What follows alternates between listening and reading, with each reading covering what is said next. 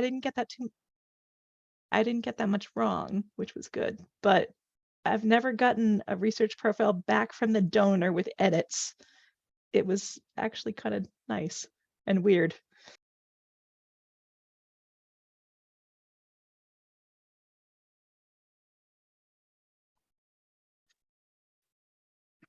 So that pop-up you just saw, that's our staff joining us late.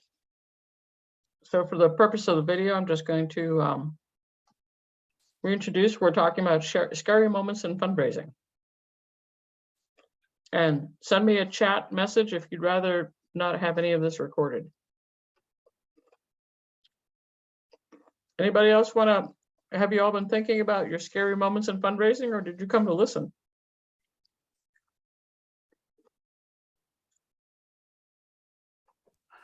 I mean, I don't blame you for wanting to listen. I actually thought about some of the stories I had and realized that some of them were not safe for prime time.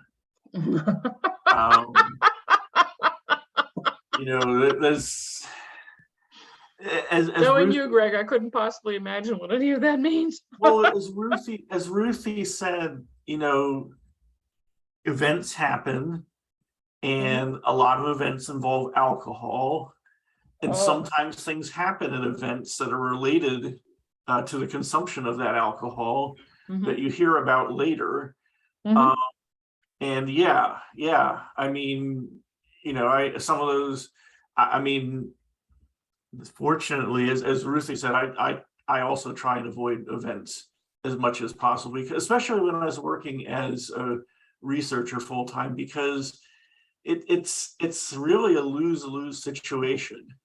You know, you say, I work for the university or the institution or whatever, and well, the first thing they're going to ask is, well, what do you do?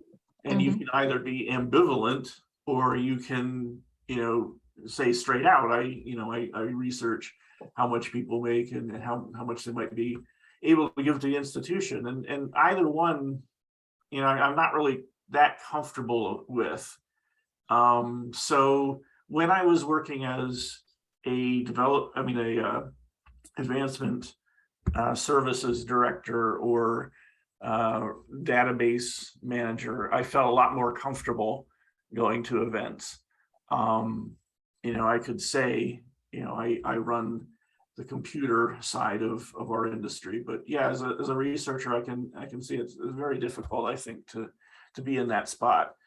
But yeah, I mean, I have other stories that are scary, but not unprintable. The one that I thought about was, I think I even mentioned this to you earlier, Marion, was I was asked by a VP to research a potential trustee, and I'm not going to say where this was, obviously. And in the process of doing so, I found that he was being sued by the federal government for 8 figures. And I had estimated his worth at a low 8 figures. So this was not a good thing. And I went to the VP and laid this out very carefully. You know, here are some articles about this situation. You know, these are potential consequences of what might happen. I said, I'm not going to put this into the report because I don't want, you know, I don't want, you know, this to be written down, especially if, you know, the person wants to see it. But, you know, you really need to know this, because, you know, this is something that is coming up very quickly. I have had a staff member run into my office during parent research and say, this woman is wanted by Interpol for kidnapping her son and bringing him back to the US.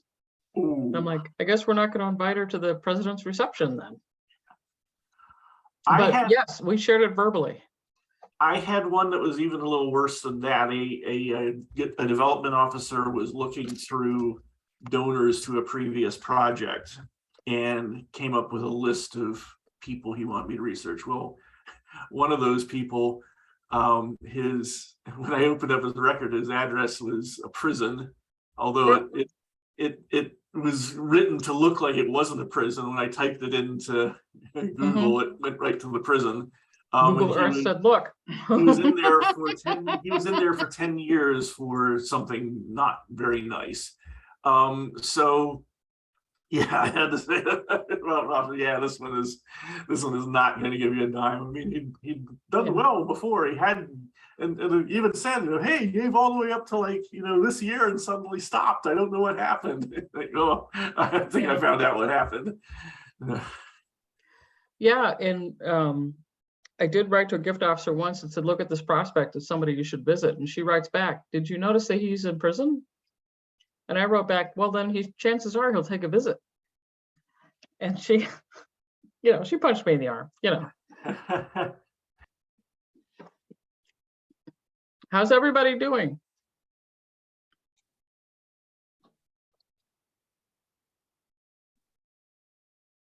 Oh, Great. yeah, Marissa, I love come your on stories. They're great Yeah. stories. Yeah, come on ahead, Marissa. And Tina has already unmuted. You want to start, Tina? Well, let's see. Many years ago, I worked at a zoo. I did development work but I did some, development work and research. And yeah, again, there's lots of crazy stories, especially when there's alcohol involved and animals involved in parties. You can just imagine. Yeah.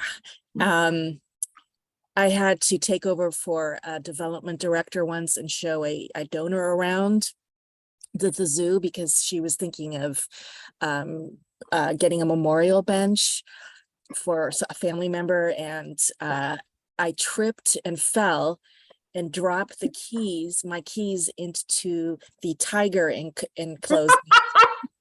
This is seriously. And I know. we're in the tiger enclosement and area. And I was like, oh my God, what am I going to do? It was so embarrassing. I would have dropped F-bombs. So, yeah. So that's my story. Did you get the keys?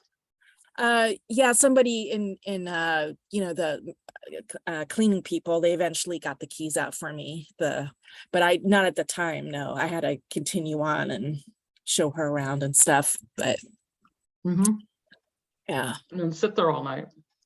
Yeah, not with the tigers. No, but they were beautiful. Yeah, they were like, haha. As soon as you say you worked at a zoo, I could just hear the people who worked there walking around going, this place is like a zoo around here. Ha ha ha. Yeah, they did. Yeah. A lot of interesting donors would come in, and I had somebody come in. I can't even remember now. You wanted to make a donation towards a specific animal because his shaman told him to donate to a specific animal every month. It was very, very interesting. What was the animal? One was a snake. Money. And then one was, I think, a rabbit. But I explained to him, you can't make specific gifts just to one animal. It has to be like a group of animals. But we assured him that we would take the best care of that particular snake for him. That's true. Is that over directing your gift? Yeah, probably. Because you cannot make a gift and direct it to one individual. Does that count when the individual is a snake? Yeah, I don't know. It was really interesting. Yeah. So yeah, that guy shaman, he was trying to help him get money because that's what snakes. That's the medicinal meaning of a snake. Perhaps. And rabbits are fertility. Sorry. Oh, there you go. I didn't know that. Yeah, I forgot. Yeah. Yeah, that's the medicine of the rabbit. Now, if he had said hawk, then the guy had trouble seeing the forest for the trees. So, yeah, that's what happens when you study symbols all your life. You can just see like 6,000 layers of something. Susan, I'm so happy you have your camera on. It's so much fun. Tina and I work together. She's just over there. I never heard these stories before, Tina. Oh. Yeah, I worked in the arts. I worked at an opera company for many years, and like Greg said, yeah, lots of events and alcohol and artsy type people and Oh, yeah. yeah, yeah. Had a lot. This was in the 80s and 90s. We had a lot of fun. Then you had cocaine too. I didn't know about that, but there was So uh, Marissa was saying she wanted to share, but doesn't want to go on camera. Do you want me to just read this, Marissa? She was at an event registration table in very high level prospect with a unique name, was checking in. She gave her name and my colleague looked at her blankly, was about to ask her for the spelling, and I confidently just rattled it off. The prospect looked kind of gobsmacked and was shocked that I got it right. Thinking on the spot, I had to say, oh, I was making name tags yesterday, so I've seen your name before and I have a really good memory. That's not cringeworthy. That's Marissa, I used to do that for my project when I was at New Hampshire College and we had people check in for our annual cultivation event or stewardship event. They would start walking in the building and I would tell my assistant what their names were and she would just hand them their name tags. That made them feel so special. That was, you're very special to us. And we're so happy you came. I love being able to pick a name tag off the table and hand it to the person. Yeah. I love doing that. I mean, you think Bill Gates ever has to walk up and announce that he's Bill Gates? Probably not.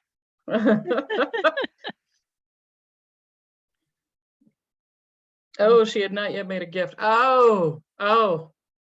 Okay, so yeah, you cranked up the paranoia. Oopsie. Hi, Miss Bubble Schmidt. Welcome. Come inside. Come inside. We have things for you. Okay, I can hear that. On Susan's point, I think sometimes donors like it when they're recognized. I mean, sometimes it depends, I think, on what you recognize them for. I remember many years ago, I was at an event handing out name tags, and one of the attendees, I don't know if any of you are from the Rochester, New York area, but there's a little burger chain there called Tom Wall's. And it so happened that the founder of Tom Wall's, the Tom Wall, was coming to the event. And I handed him the tag and I said, are you the Tom Wall? I knew he was. But I was like, are you the Tom Wall from Rochester? And he's like, oh yes. And he just started this long spiel about how he founded the burger chain and that he sold it 30 years ago. And and he was genuinely happy that someone had recognized his name, because although Tom, it's pronounced Wall, it's actually spelled W-A-H-L. So it's a fairly unusual name, but he was glad that someone had recognized it, and he's happy to kind of talk about his past. So sometimes that does work out. I think you have to be careful. So another reason I don't work events, I was working an event, y'all made me think of this. And back when they just didn't know not to have me do that. And gentleman came up to the table. I recognized his name right off the bat because of who he was and his attachment to the organization. So he and his spouse came up and they said, oh, we're here checking in for the event, and went to get them their information. And on the name tag, we had his name as his legal name, which he didn't go by. He was a junior. To him, that was his father's name, so he went by something else. He went up one side of me and down the other for not knowing that. And so first thing I did was email the office and say, by the way, y'all been calling this guy John. He goes by William or whatever it was, whatever the discrepancy was. And I'm like, and then I had a little conversation with that person's gifted officer saying, you've met this person a number of times and never had me update the database. And I bore the brunt of his anger. So not cool. Not cool. But yeah, that was he was yelling. Like, it wasn't like he was just heated. Oh, That's like he was yelling at me. yeah. So that was fun. That's next month we're going to talk about automating stewardship. One of those things is data maintenance that's going to talk about the importance of. So I shared with you all probably a few times that I have a nickname. that my gift officer at my alma mater uses because she and I were in college together. But I'm curious to see if her boss is just going to help himself to my nickname, unless without me giving him permission. So we'll see what happens. Tina? Oh, I was just laughing. Oh, okay. Okay. Anybody else have a story? How many of you have had to, just put it up in chat, if you had to work events and then you met the prospects that you were researching? Susan says yes. You're muted, Susan. Sorry. All the time. All the time. And I actually like it. It makes my job more meaningful, you know? Mhm. And we have a huge event this week, and I'm really looking forward to it. You know, we wrote all the event bios and did the name tags, and I love matching a name with a face. I love doing that. So when I was back in my 20s, one of the guys who was our prospect was he started Filene's Basement. And oh, Kimberly talks to them on the phone. So I didn't know what to say to him. I just sort of stood next to him and thought, I'm underdressed. And then he just started going, you know what you guys should do? You should blah, blah, blah, blah, blah, blah, blah, blah. And I went, oh, right, I can listen. And that felt better. Charlotte's gotten out of it so far.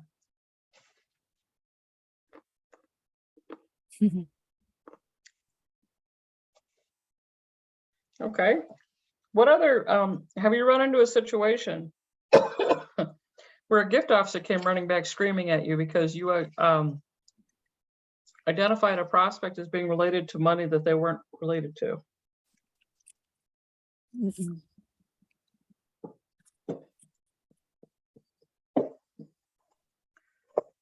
It's No. usually it's Go usually ahead. the opposite. They're like, oh, this person's last name is Gates. Can you see if they're related to Bill? Like, no, they're not. Or somebody was that I just made that one up, but I think there was someone whose last name was Cross, and they said, can you see if they're related to the Penn people? No, they're not. And even if they were, it doesn't mean they have money. I get that all the time. Anyone who has like a presidential sounding last name of like Washington or Eisenhower. I'm like, they're not all one big family. There are cousins, yeah. We actually had a principal gifts prospect who kept saying, I'm a member of this family, and the family name was Anglo-Saxon. So I should be treated better than the way that you're treating. I should get much more attention. That he was very obvious about how he belonged to this family. And the gift officer finally said to me, can you go find the connection? And so I went to the archives and I looked at the family genealogy book, and I'm trying to find this. I never found him. And I wrote back and I said, I went 3 generations up and, 2 cousins sideways, and he's not in this family. So the guy was, and somebody who would pull that stunt, like, how do you go to that person next and say, thank you very much for pretending that you're part of a family that you're not? So I don't know what your deal is. See you later.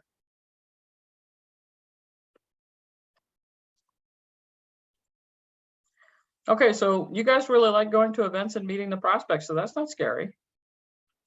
What is scary? I have a story, Go slightly ahead.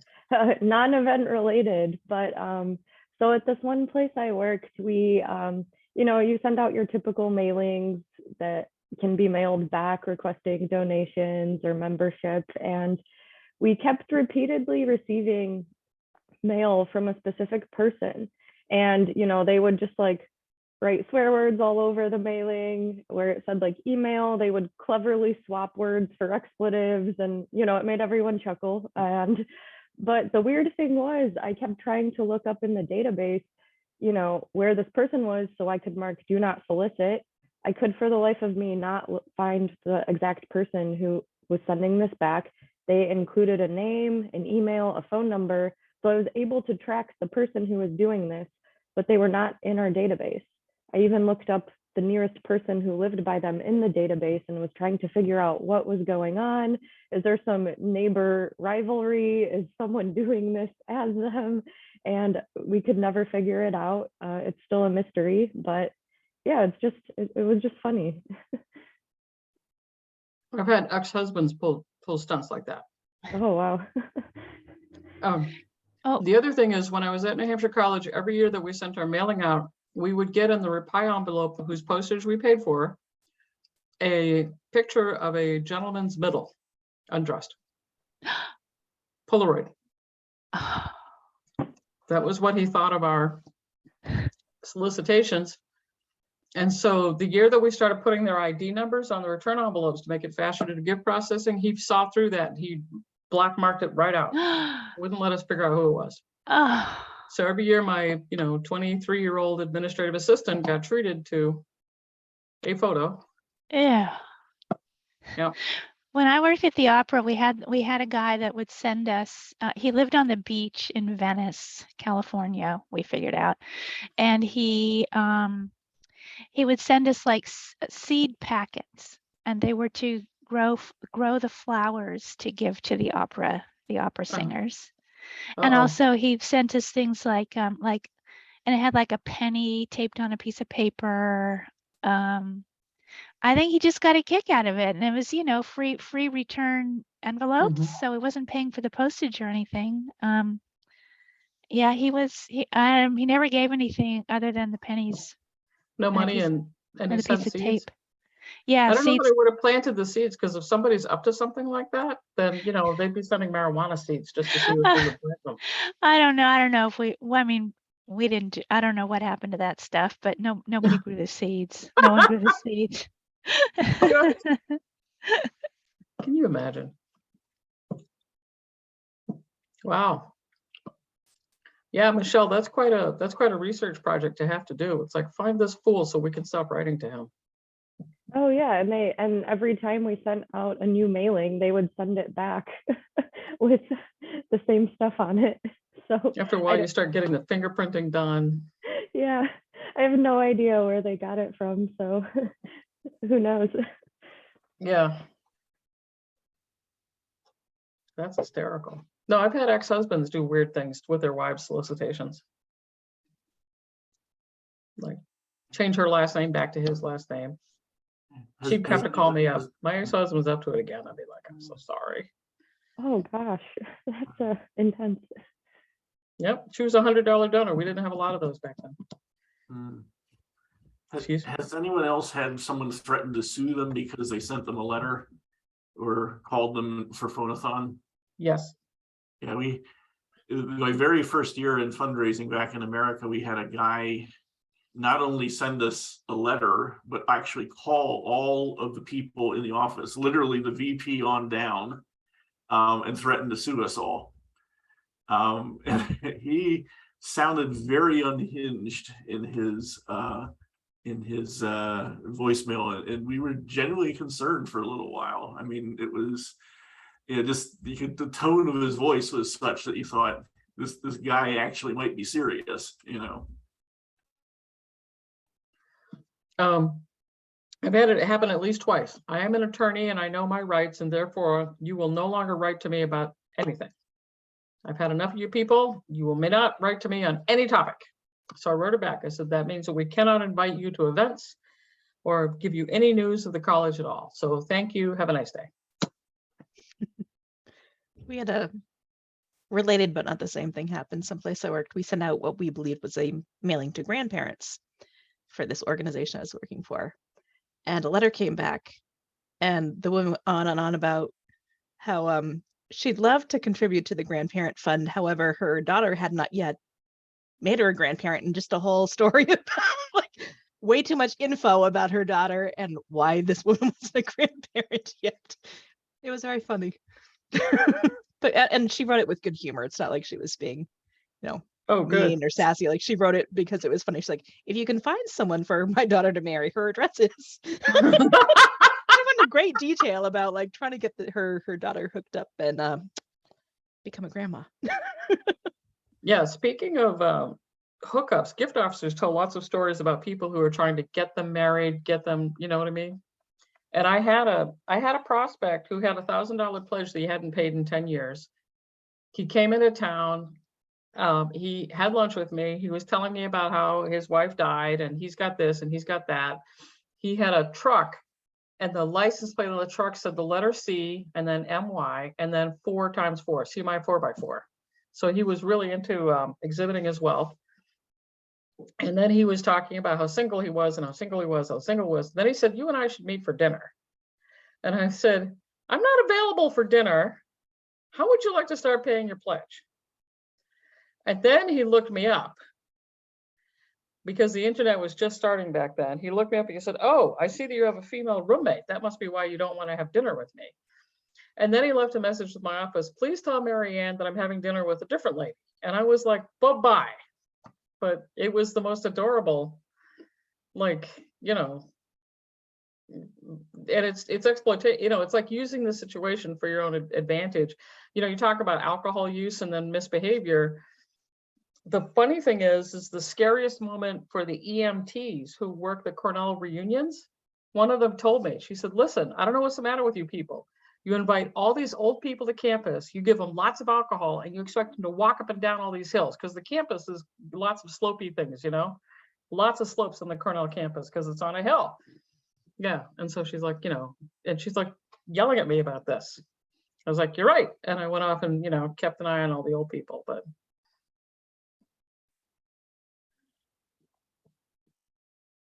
Have you all ever had to research a prospect who was exaggerating his wealth? That was one of my scarier moments. Absolutely. The scariest moment I had actually was someone who I could simply not find out what his wealth was.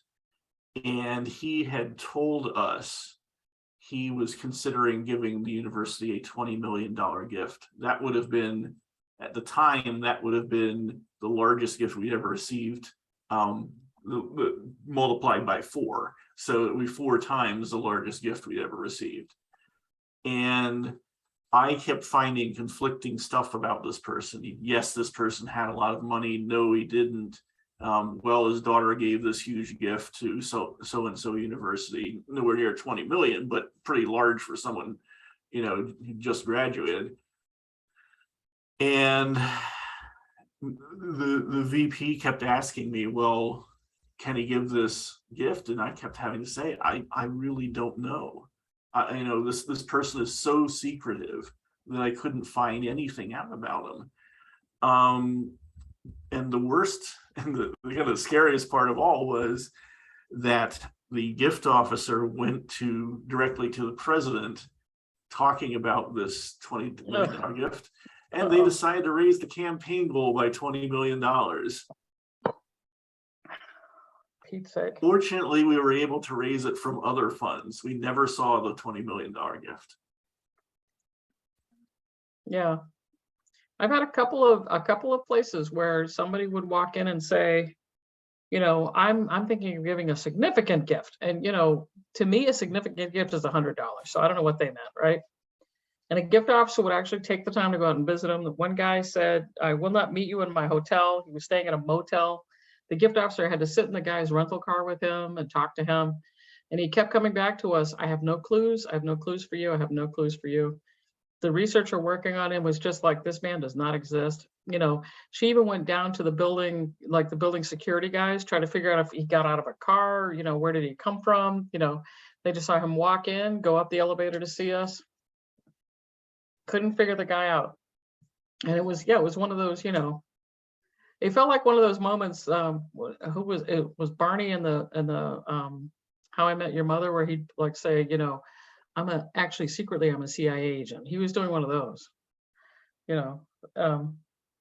We didn't believe him. But if you think about what happened to Ron Schiller several years ago now, where he, you know, went to visit a prospect who said, I'd like to give a lot of money to public television. And then the guy recorded Ron saying things about white people and recorded Ron saying things that were pro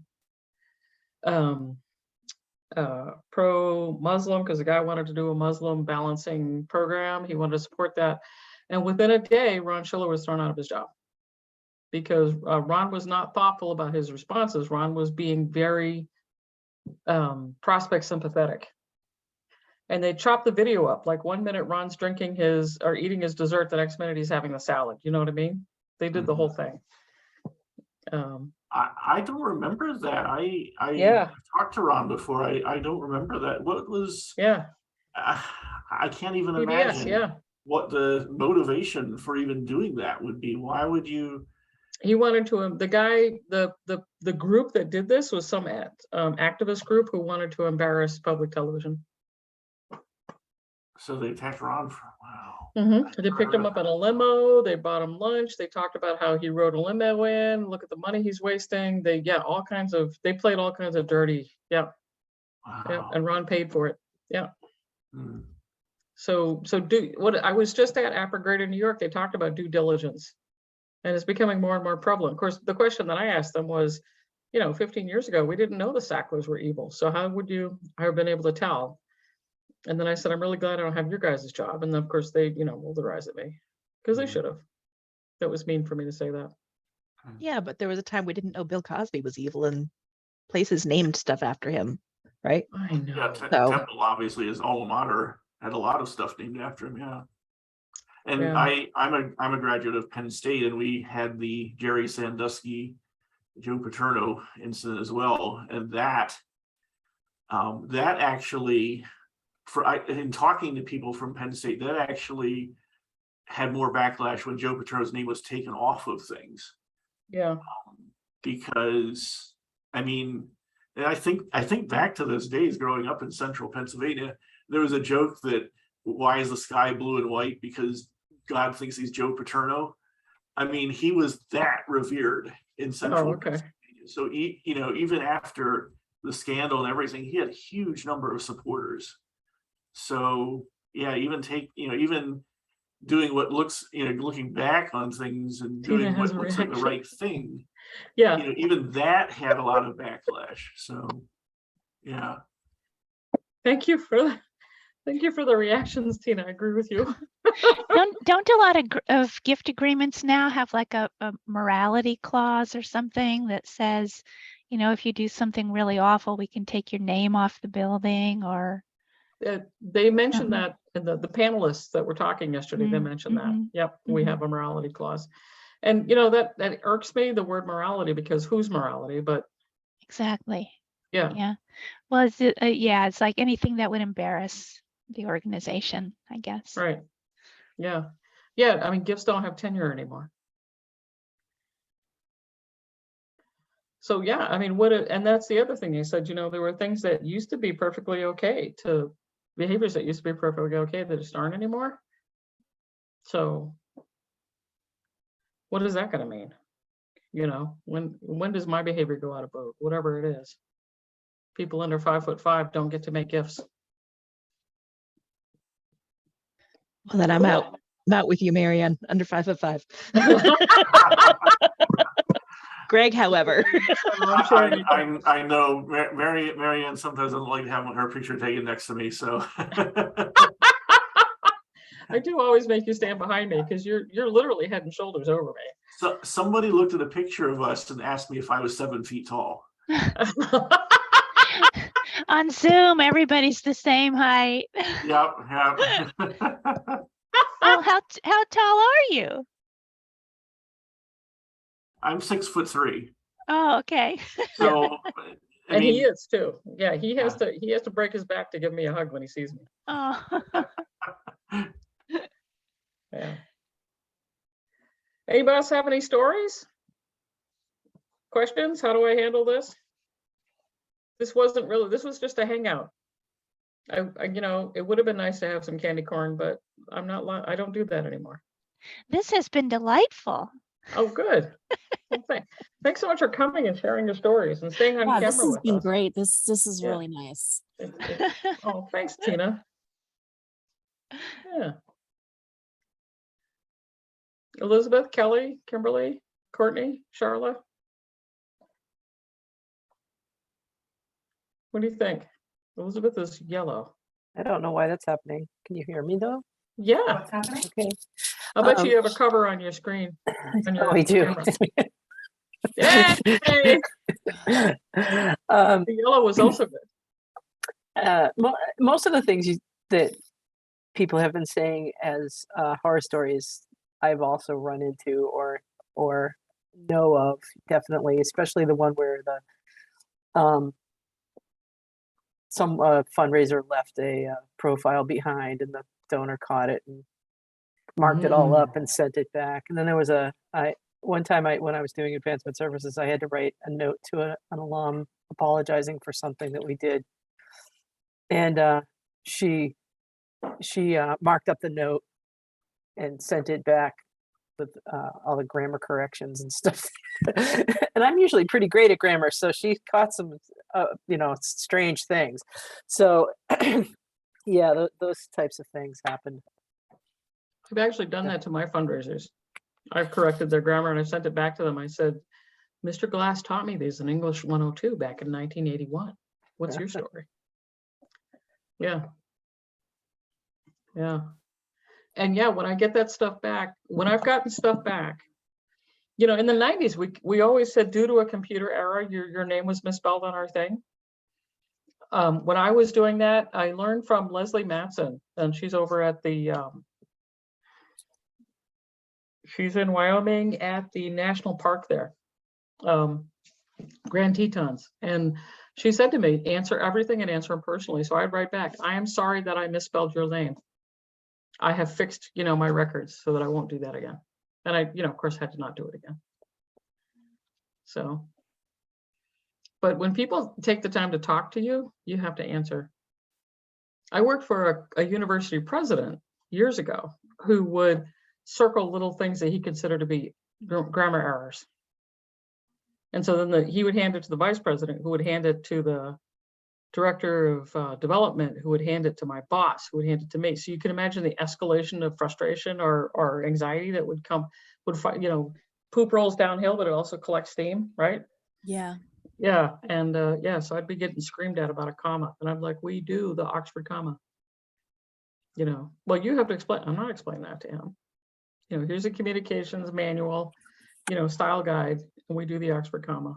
And then once one of my staff spelled his name wrong as a passive aggressive act against me, and he circled that and sent it back. And boy, howdy, I got to hear about that. So did she, researcher. Yeah.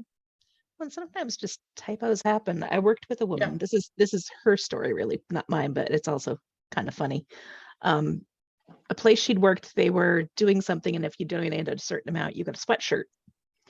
And they put that out. They sent out a mailing. They put it on the website, but they forgot the R in sweatshirt. Oh. Yep. Yep. So that's a thing that happened to someone I know. They forgot the R in sweatshirt. Whoops.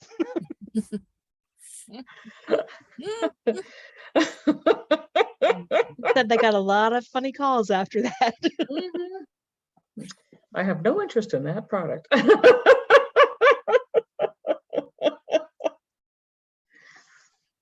Yep. These stories are just bringing so many bad memories, but also like just laughing about them too. Yeah. So a past place that I worked with in-house volunteers who had physical and mental disabilities. And so we did background checks on them. And unfortunately, one of them, their identity was stolen and they didn't know. So I had to call the services where they were coming from and tell them like, hey, I think this person's identity was stolen.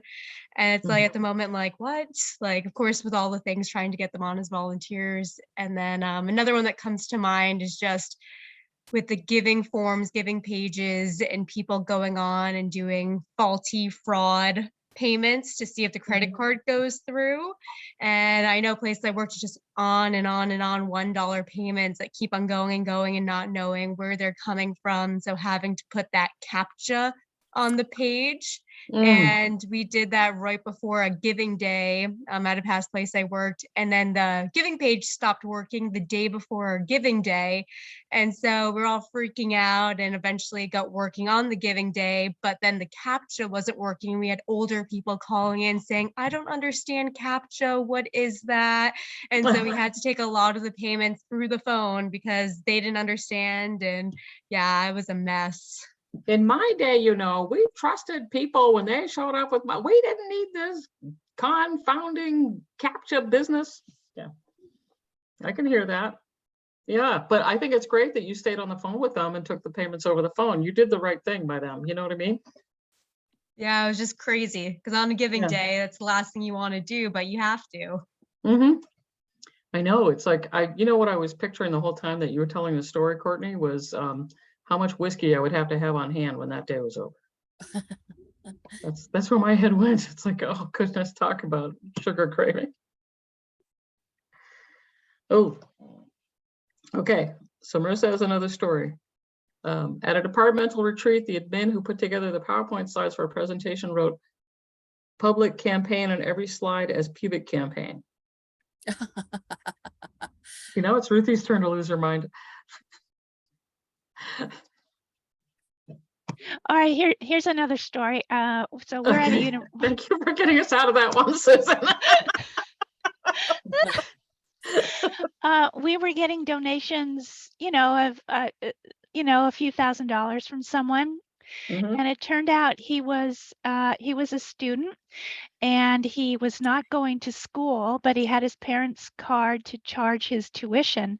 So in order to get the name of my university, San Francisco State University, he was using what was supposed to be his tuition money and making contributions. So when his parents got the statement, it would say San Francisco State University. And I think we, do you remember, Tina? I think we eventually Yeah, had but to he give wasn't going to school here and his parents didn't know. Right. I think we gave them the money back. Is that right? The I think parents so, or the yeah. kid? It was yes, clever and awful. Yeah. Yeah. I mean, Yeah, that's some diabolical I thinking right there. I admired the ingenuity. Mm-hmm. He was laundering money. He was using you guys to launder money. Yeah, you're right. That's something. Mom, I ate too many pizzas. Can you send me more money? Yeah. Oh, I see. San Francisco State University. You must be going to school. Yeah. Oh, well, how do y'all feel? We have about 10 minutes left. Can I just say that I've been having a bad time at work lately, and this has totally cheered me up and made me feel better about what I'm doing with my life. So thank you. Oh. Is there anything we can help with? You just need to know that we appreciate you. It's just it's a big event coming up and all the stuff around that. So, but it's happening Thursday, then it'll be done for another year. So we have our I'm the president of my local AFP chapter. We have our National Philanthropy Day coming up. We're struggling to get nominations. We're not sure anybody's really going to come, you know. And so I put a note out to the board today. Let's figure out if we really want to do this thing. We skipped it last year. Last year we just put out a video that said nobody wants to come, so we're not going to do it. So yeah, of course last year it had to be virtual. So I hear you. I hear you. The thing about events is that at some point you are past that event time. You know, the sun rises tomorrow, and then one day the sun rises and you're like, I don't have to do that event today. Yeah. So yeah. Yeah, good luck to events are not my thing, so I got nothing for you. I stink at them. I always put the napkin in the wrong place. I always forget something, you know. Well, where are people gonna sit? I don't know. Yeah. Don't pretend they're camping, you know. If this event story cheers you up, I hope it does. Although I didn't do events for the university I worked for the longest, I did a fundraiser when it was after the Boxing Day tsunami. I did a fundraiser, and that is kind of just at the university, and that was so successful that I was asked to do another fundraiser like that for a professor at the university who did free dental work in Mexico. I said, okay, that's good. So, went to the the food staff and everyone at the university. Everyone's like, okay, we'll help you get Mexican food together. We'll have a big spread. So I'm carrying this big bowl of sauce, and a student is late for class and charges in front of me. Remember that scene in The Office where Kevin has the chili and he spills it all over the place? It wasn't that bad, but I had sauce from here down all over me. And here's the funny thing. A news crew showed up wanting to interview me about this fundraiser. So they had to shoot me like from here up and not show, Only ends where up- all only the ends up- sauce was. Of course, I wore a white shirt that day,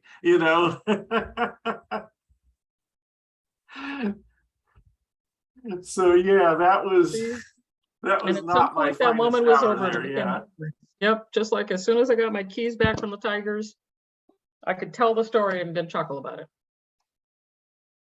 That's funny. That's funny.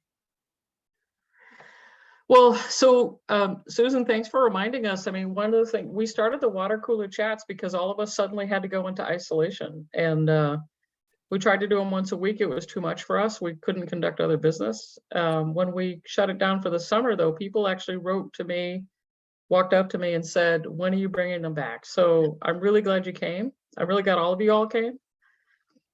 And it's and next month we're going to talk about thanks, Elizabeth. Next month we're going to talk about just doing better things for stewardship to make them more automatic. And we haven't figured out which one of us is speaking yet on that, but it might be a group effort because all three of us have a lot of skills around that. Questions or comments?